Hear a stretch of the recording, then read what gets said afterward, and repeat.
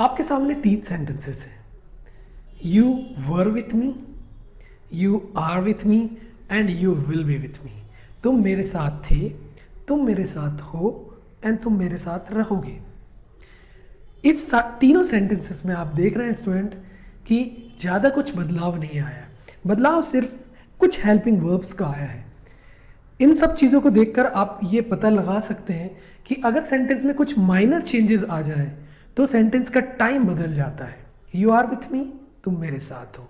You were with me, तुम मेरे साथ थे। You will be with me, तुम मेरे साथ रहोगे या होगे। यहाँ पर बहुत ही इंपॉर्टेंट ये हेल्पिंग वर्ब्स के बारे में हम बात करने जा रहे हैं जो कि आपके इंग्लिश को 4 चांद लगा देंगे। अगर आप बोलना सीख रहे हैं या कुछ बोलते भी हैं तो भी इन वर्ड्स के मीनिंग आपके लिए आना बहुत ज़रूरी है। अब हम 3 सेंटेंसेस और देखते हैं।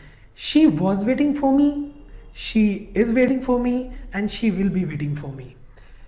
इन तीनों सेंटेंसेस में भी आप ध्यान से देखिए स्टूडेंट, इन तीनों सेंटेंसेस में भी ज़्यादा बड़ा चेंजेस नहीं है, सिर्फ माइनर सा एक हेल्पिंग वर्ब्स के चेंजेस हैं। पहले वाले में वॉज लगा है, दूसरे में इज लगा है और थर्ड में क्या लगा है, विल बी, और सिर्फ उनका टाइम चेंज हुआ है।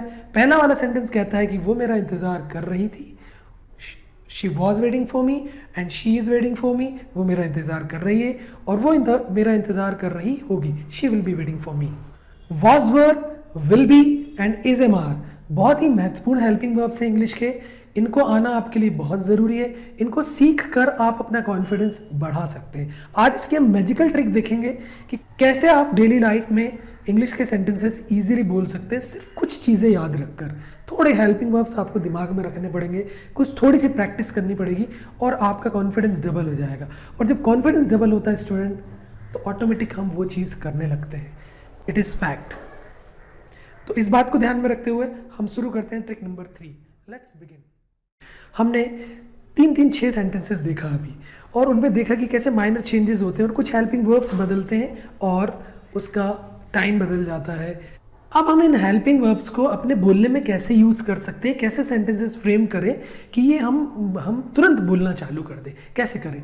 आप एक बात बताइए, मैं अगर बोलूँ कि मैं पार्टी में रहूँगा या पार्टी में हूँगा तो आप क्या कहेंगे? आई will be in party.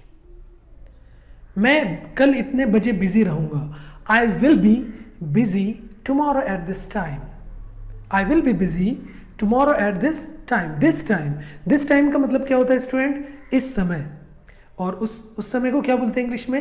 That time. अगर आपको कभी भी ये यूज़ करना है कि इस समय this time, उस समय that time. ओके।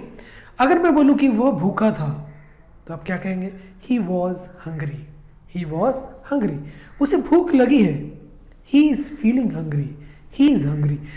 अगर आप इस बात को ध्यान में रख लें, सिर्फ इन बातों को अगर ध्यान में रख लें स्टूडेंट, कि जब सेंटेंस में या मैं ये कहूँगा कोई भी व्यक्ति कुछ भी होगा, कोई भी व्यक्ति कुछ भी होगा या रहेगा या बनेगा तो हमेशा विल बी यूज़ होगा। मैं पार्टी में रहूँगा, आई विल बी इन पार्टी। मैं कल इतने बजे बिजी रहूँगा, आई will be busy at this time.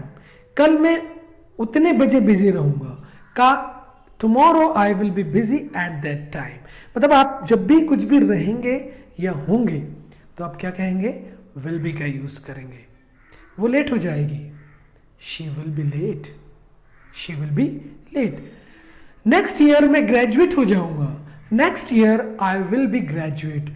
तो जब भी आप कुछ हो जाएंगे या रहेंगे तो आप क्या यूज़ करेंगे? विल बी का रहेंगे। स्टूडेंट, आपके मन में एक सवाल उठ रहा होगा कि सर यहाँ पर विल बी का यूज़ क्यों हुआ है? सर विल बी का यूज़ क्यों हुआ है, यहाँ क्यों नहीं हुआ है? ओके, ये बहुत ही इंपॉर्टेंट क्वेश्चन है इंग्लिश का जो मैं आपको बताना चाहता हूँ कि अक्सर बच्चे बी का यूज़ नहीं जान पाते। मैं आपको जल्दी से बता दूँ कि बी के रूप ही है इज़, एम एंड आर और उसका पास्ट है वॉज एंड वर। बहुत ध्यान रखने वाली बात है कि बी से ही इज एम आर बने हैं और उसका पास्ट क्या होता है? Was were. इट मीन्स अगर कहीं पे इज एम आर लगा है तो उसका मतलब है होना। बी मीन्स होना, बी मीन्स होना। और इज एम आर का मतलब भी है, अगर मैं बोलूँ आई एम लेट, मैं लेट हो गया हूँ, मैं लेट हूँ, तो वहां पे होना को दिखा रहा है। तो ये बी का रूप है, जहां पर ये नहीं लगता वहां पर इज एम आर लग जाता है, और उसका पास्ट क्या हो जाता है, मैं लेट था, आई वॉज लेट, मैं लेट हो गया था, वो भी बी का रूप है। लेकिन विल बी का रूप नहीं है। अगर मैं कहूं कि कल मैं इतने बजे तैयार रहूंगा, आई will be ready this time at this time, I will be ready at this time tomorrow. तो आप कहेंगे कि सर आपने विल के साथ बी क्यों लगाया? क्यों? क्योंकि रेडी का मतलब सिर्फ तैयार होता है, तैयार होना नहीं होता। जब भी हमें ऐसे सेंटेंसेस आते हैं जब उसमें हमें होना नहीं मिलता है, तो उसके होने के लिए हम उसके सामने, उस वर्ड के सामने बी लगा देते हैं।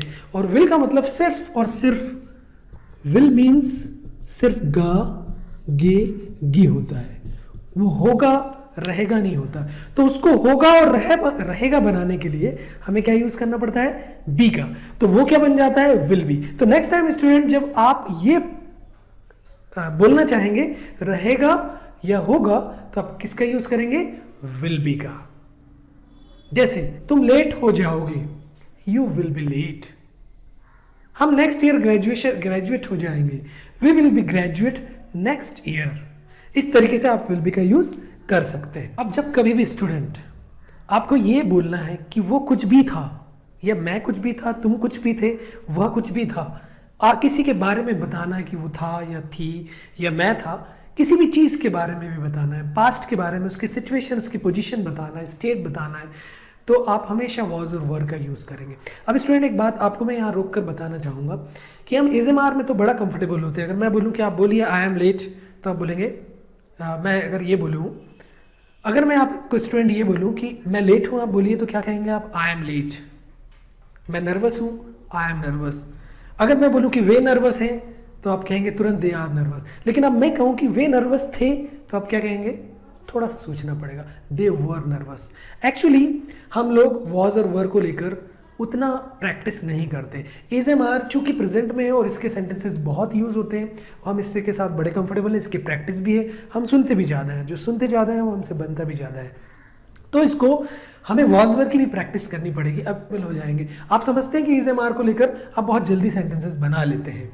ओके आप अक्सर बोल सकते हैं तुम तो बहुत सुंदर दिख रहे हो, यू आर लुकिंग हैंडसम। अगर मैं कहूँ कि तुम हैंडसम दिख रहे थे पार्टी में, तो you were looking handsome in the party. Were लगाने में थोड़ी सी हमको डिफिकल्टीज होती है, हमारे टंग में वो सेट भी नहीं है, प्रैक्टिस भी नहीं है। लेकिन हम ऐसा करेंगे, उसकी प्रैक्टिस भी बता देंगे और उसको कैसे बनाना है ये भी बता देंगे। चलिए let's come to was were. Was were कैसे करते हैं, वो कंफ्यूज था, ही वॉज कंफ्यूज्ड। तुम दुविधा में थे, अब ये दुविधा क्या होता है, you were in a fix, you were in a fix. जब आप किसी दो सिचुएशन में फंस जाते हैं, 10th पास हुए, 11th में आए, बायो लूँ या कॉमर्स लूँ, बायो लूँ या मैथ्स लूँ, तो आप दो सिचुएशन में फंस गए हैं, तो आप ऐसा कह सकते हैं I am in a fix, मैं फिक्स हो गया हूँ, I am in a fix. या मैं फिक्स हो गया था, I was in a fix. सामने वाले को बोलना है तो you were in a fix.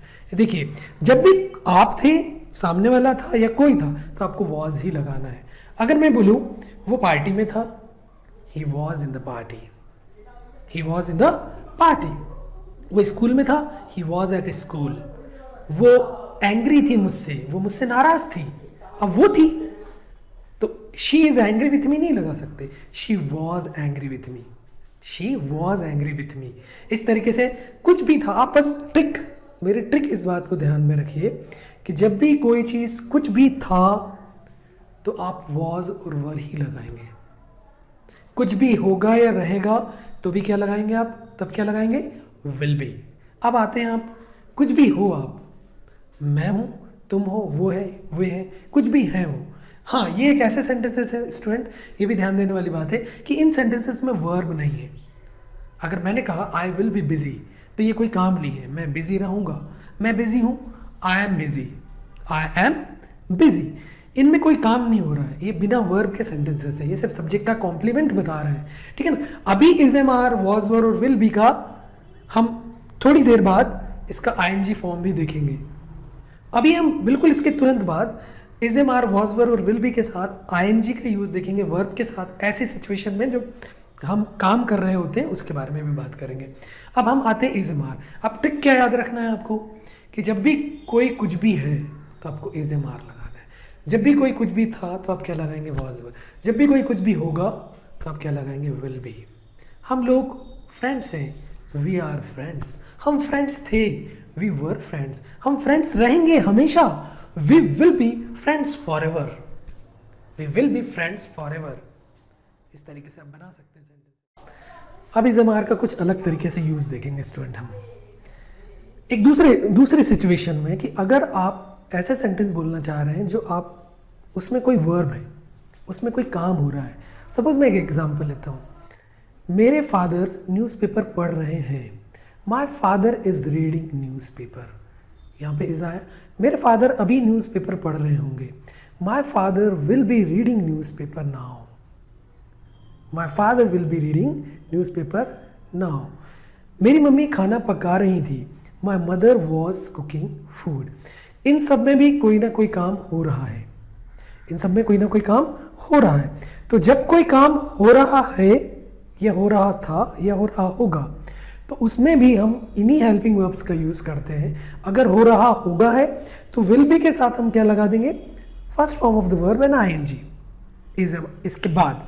और अगर हो रहा था तो वॉज वर्ब के बाद उसी काम में आईएनजी लगा देंगे तो हो जाएगा।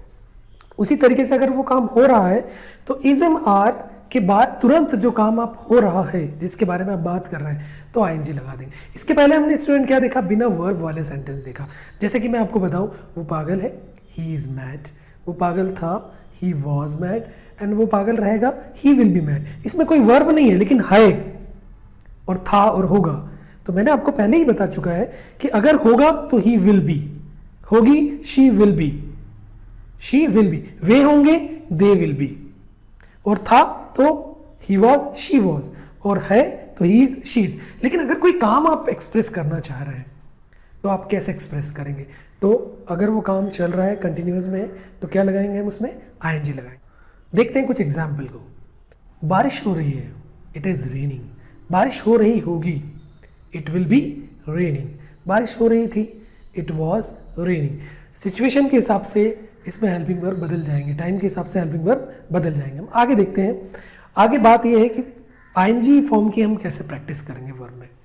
वर्ब में प्रैक्टिस करने के लिए हमेशा ये याद रखेंगे कि आईएनजी जो होता है सिर्फ वर्ब के फर्स्ट फॉर्म में ही लगता है। आ रहा कमिंग, जा रहा गोइंग, सो रहा स्लीपिंग, सोच रहा थिंकिंग। अब वो सोच रहा है या सोच रहा था या सोच रहा होगा, उसके अकॉर्डिंग हम हेल्पिंग वर्ब लगाएंगे। अगर मैं बोलूँ जब मैं अपने फ्रेंड के घर पहुंचा तो वो सो रहा था। When I reached my friends house he was sleeping, he was sleeping. मत जा उसके घर, वो सो रहा होगा। Don't go his house, he will B sleeping. होगा, होगा के लिए क्या यूज करते हैं हम, विल बी। इन बातों को तो स्टूडेंट हमको याद ही रखना पड़ेगा कि विल बी के लिए होगा या रहेगा होता है, और था के लिए कुछ भी था के लिए क्या याद रखना पड़ेगा हमको, वॉज वर, और है के लिए क्या याद रखना पड़ेगा हमको, इज एम आर। तो बात खास ये है कि अगर है, कुछ भी है या हो रहा है, अब दोनों को कंक्लूड करते हैं, कुछ भी है या हो रहा है तो हम क्या यूज करेंगे, इज एम आर। और अगर कुछ भी था, थे, थी, तो हम क्या यूज करेंगे, वॉज वर। और कुछ भी होगा तो हम क्या यूज करेंगे स्टूडेंट, विल बी यूज करेंगे, और उसके अकॉर्डिंग हम वर्ब में आईएनजी भी लगा देंगे। अगर बिना वर्ब का है तो हम क्या लगा देंगे। हम कुछ सेंटेंसेस को देखते हैं। मैं था दुविधा में, I was in a fix. अब एक वर्ड आया स्टूडेंट्स यहाँ पर, इन अ फिक्स।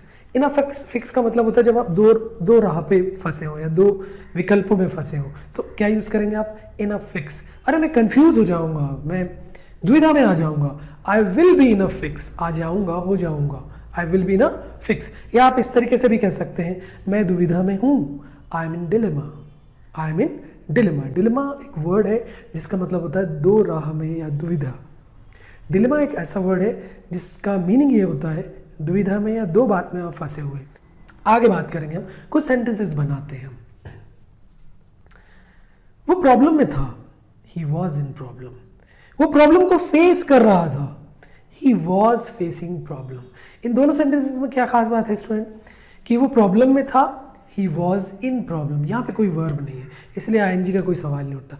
लेकिन दूसरे सेंटेंस में क्या है कि वो प्रॉब्लम को फेस कर रहा था, he was facing problem. Okay, चलते हैं।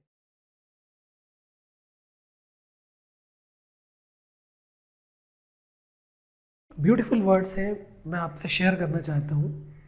हैंडपैक्ड। हैंडपैक्ड का मीनिंग क्या होता है स्टूडेंट? हैंडपैक्ड का मतलब ऐसा व्यक्ति जो अपनी पत्नी की सारी बातें मानता है। आप उसको इस तरीके से भी कह सकते हैं, पत्नी व्रता पति। तो आप इसको कैसे यूज़ करेंगे ही इज़ हैंडपैक्ड।